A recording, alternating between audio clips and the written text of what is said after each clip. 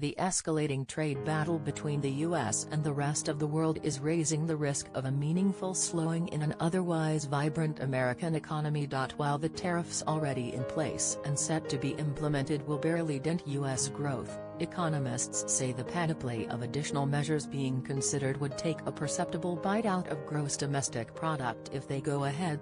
It's going to be more noticeably painful, said Peter Hooper, chief economist at Deutsche Bank AG in New York. Hooper, who expects the economy to expand 3% this year, said the steps already taken or in the works would clip just 0.1 percentage point off GDP growth.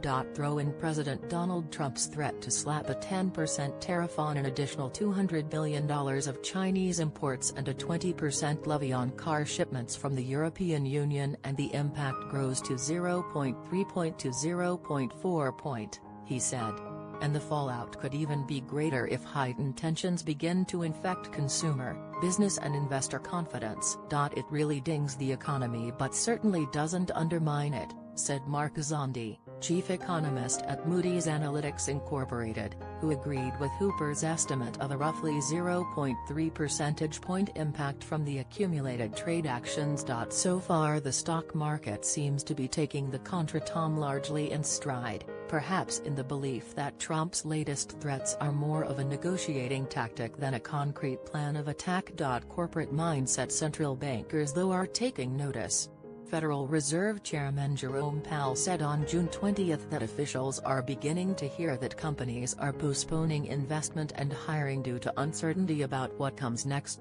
Changes in trade policy could cause us to have to question the outlook, he said during a panel discussion at a European Central Bank conference in Portugal. The increasing tariff strife poses particular problems for the central bank because it's likely to both raise inflation and depress growth. Trump administration officials have played down the economic impact of the trade battle.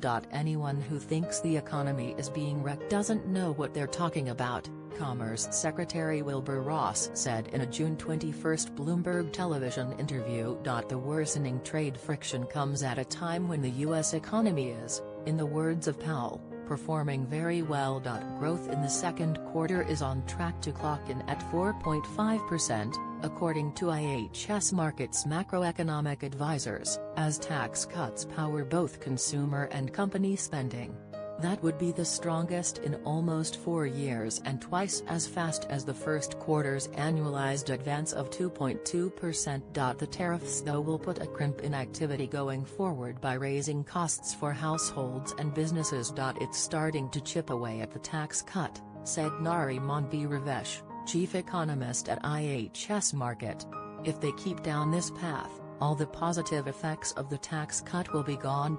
Thanks in part to the tax cuts, the U.S. does look to be in better shape than its trading rivals to weather any fallout. The U.S. can afford a trade war relatively more than Europe, China and other countries because its economy is more domestically driven, said Christian Keller, head of economic research for Barclays plc. Export reliance exports amounted to almost 12% of U.S. GDP in 2016, compared with close to 20% for China and 43% for the EU, World Bank data showed. While China has policy levers it can pull to try to offset the impact from trade struggles, Europe is more vulnerable, Zondi said. The ECB's benchmark interest rate is already at 0. Of course, Europe's troubles could redound back on the US if the euro weakens against the dollar, as seems likely, he said. It